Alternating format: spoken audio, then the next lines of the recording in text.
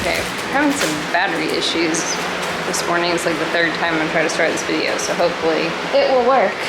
My charger is taken apart here. I fixed it. I'm gonna show you guys that today. I got the parts in from Premier One. I got my new net. I'm not gonna put the new net out today because I need to mow. We're out of pig food.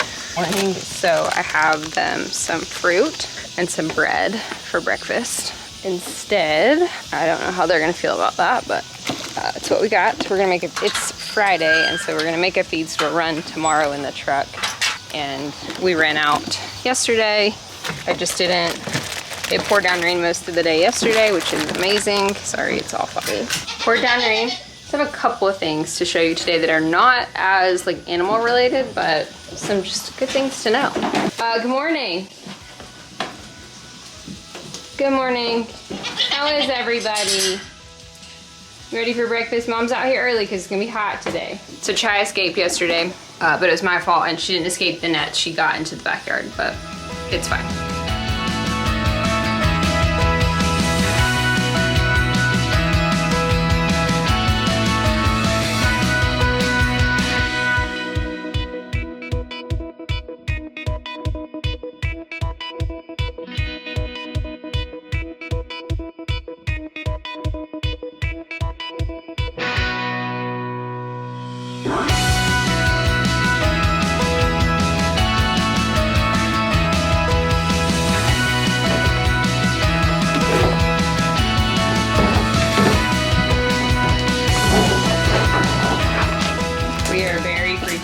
The fruit bag this morning. It was really funny. She didn't want to come in here with us, so she saw the fruit bag on the milk stand and didn't know what it was.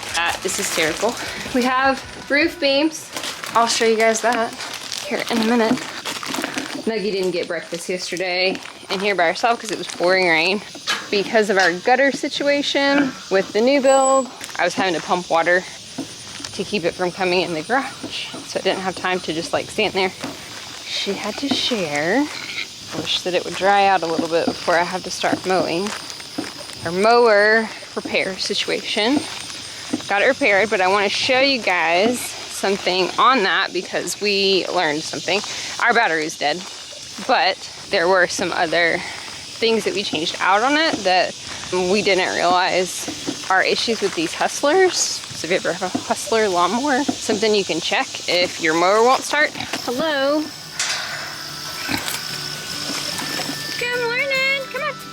Come on, pig pigs. Come on, pig pigs. And like we're just on a struggle bus with this whole walk up here. Maybe we'll get in the routine of it before long. I know, who's a happy pig butt? Okay, here we go.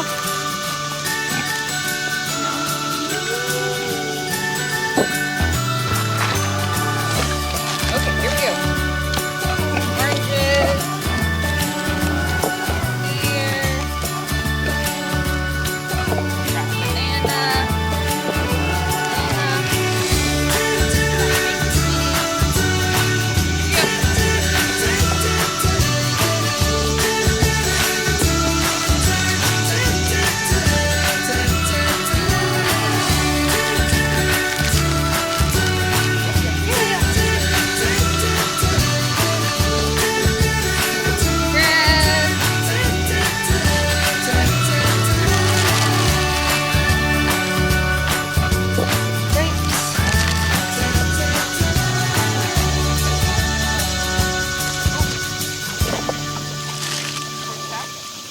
Sorry, we're out of pig food.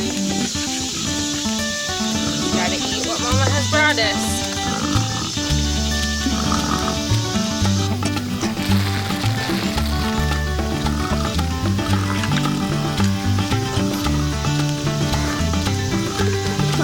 Go have your breakfast.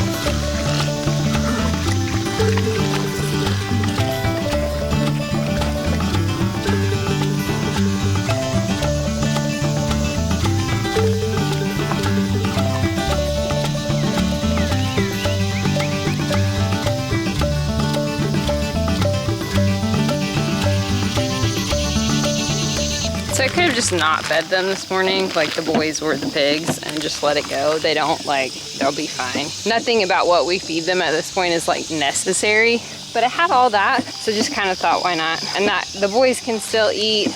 Again, they don't need it either, but we had bread and fruit. We bought those like mandarin oranges, those little cuties, and they were not very good. They were very dry, so it works out for me.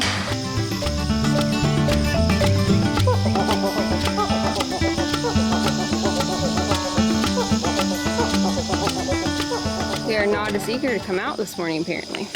I let them, because it rained most of the day, it didn't stop raining until like 2 or 3 o'clock where they would even come out. So this is why Chai got out yesterday, is because this gate doesn't match the fence well enough to keep her in. So she got out in the backyard like 4 or 5 times. She's not really big enough to hurt the trees yet. Kind of let it go. The right or wrong thing.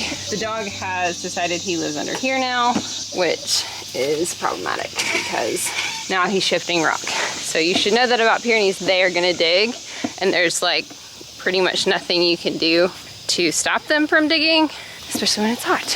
It's just what they do. Okay, I'm hoping that's gonna help. I don't think it is. I think the camera is hot, and that's why it's foggy. So I'm really sorry. Get down, pigs. No. This morning. I would think they would be eager because they were basically locked up all day yesterday, but the grass is wet, so they may be like, nope. Come on, girls. Let's go, goats. Let's go. Any takers? I don't see any. Come on, Twizzler. Come on, Buns. Only them. Always them. Come on, girls. Are we coming? Maybe. Twizzy's excited. She's bouncing. And then we're gonna get the charger and put it out, and I'm gonna show you how easy it was to replace the 2 parts in it that the water damaged. Hopefully that never happens to you, but those chargers are just not super complicated. There's 4 components in them: the panel, the battery, the board, and the transformer. And I replaced the board and the transformer because we knew the battery and the solar charger, the solar panel, still worked. Well, good morning. Just you? Bunny's been doing this where she just like hangs right there to see if anybody else wants to come out. Padme doesn't come, she usually won't. Mom has to mow grass, so you guys will have to figure this out, okay?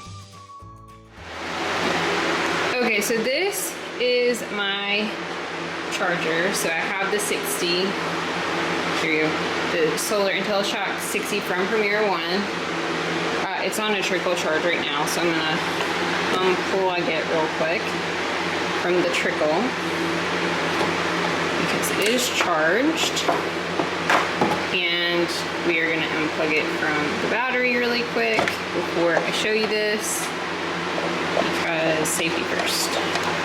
This is the board, and you can see that this is where your battery plugs in, and this, they give you this nice chart. So your panel, it's kind of hard to see, but there's a place where your panel plugs in. It's really easy to see. Okay, so to get this open, I just use like a little screwdriver, and right here in the corner, just kind of wedged, and it just kind of pops. It pops out a lot easier now because I've done it a couple of times, but then you can just kind of wiggle it out, basically. It's very, there we go. So it just kind of pops out. And this is what the inside looks like. So the 2 parts that I replaced are this transformer and the board. And so this is my old board. They sent me a new one. This was all less than $100 for them, and then the transformer. And you can see it's really super simple. So you just, the transformer plugs in to your, this is where your clips to charge the nets come in. So it plugs in your ground, your hot, and then you plug your white and your black cables, ground usually, or hot, into the board, and they give you an instruction sheet that tells you how to wire everything. And then your board obviously plugs into your battery. You'll plug your solar charger in, and then it plugs into your, I forget what they call this, your 110 volt adapter port, which lets you charge the battery just on the wall. They give you a wall charger to do that. So super simple. Popped it out, and then it plugs into the button. The button was the thing that I had the hardest part to do because it required some like force. I don't know if you can see that. It doesn't like it. Maybe like this little adapter, sorry it's blurry. This little adapter was harder to get into the on off button. But that's like literally all I did. And then you just, you know, snap this back in. Make sure it's in there, and then plug your battery back in, and then I'm gonna plug my solar charger back in, and we're good to go. Super simple. Okay, so I wanted to give you a quick garage update and talk to you about something really cool that we've ordered things for. So they are down to, they need one more of these LVLs for where it attaches to the house. Where that's supposed to be delivered today. It was supposed to be delivered tomorrow, but we guessed because of the rain, didn't. So they've got the, obviously got the flooring in on this side. We did have them open this so that we can store things underneath the stairs. So this is the decking for now, and we'll have all this storage.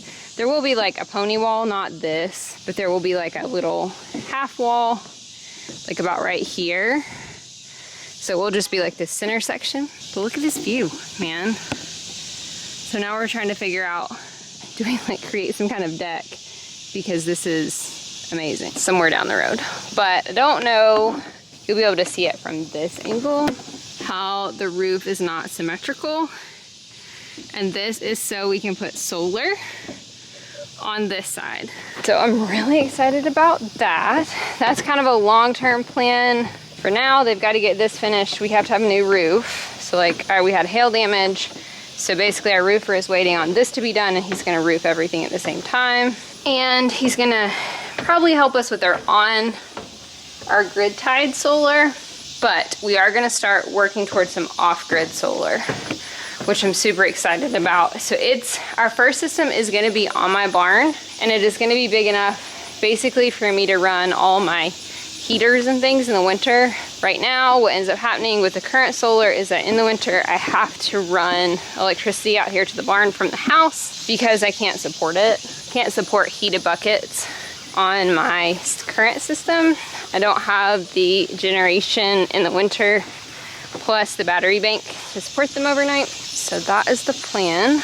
They're gonna put, I think like almost a 5 kilowatt system on my roof. So most of our house, my barn and most of our house will be off grid, other than our air conditioner, the dryer, and our refrigerators. So pretty much all our lights, TV, internet, all of that will be run off grid, with the goal to have a complete off grid system eventually.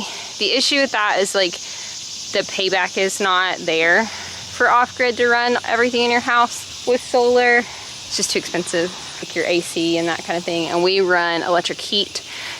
We have a heat pump, so for us specifically, without gas heat. But they have all the components purchased for the system on the barn, so I'm really excited. You guys are gonna get to see that, and battery banks and everything that will run our house. And we're gonna add a natural gas generator that will run our heat, refrigerators, and dryer if we ever lose power. So I'm excited. More details to come. What I wanted to tell you about this stupid lawnmower that I have worked on. So we just replaced the battery, which was our main issue. But these lawnmowers have, and it's really hard to see, but this is a safety switch for, you can kind of see like how that arm lifts. So you see this is the button. This is the button. So when you move your brake arm, brake and steering arm in and out, that pushes that button and allows you to start the engine. Their start switch, you have one on each side. These wear out, and they also scoot back. Like this one's super tight, but they will move back and forth. So if you're ever having an issue with your zero-turn lawnmower, especially Hustler brands, and it just won't start, and you know your battery's fine, check those switch connections first and the switches. It cost me like $50 to replace all of them, which is a lot cheaper than like replacing your starter.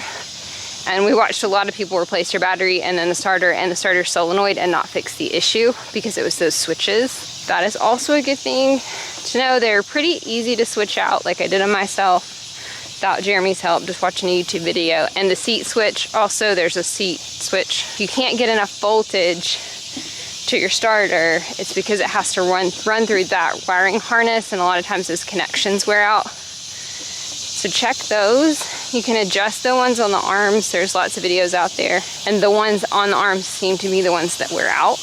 Make sure you check that. Our battery was dead, but we went ahead and replaced the switches as well because it was easy. They were pretty inexpensive.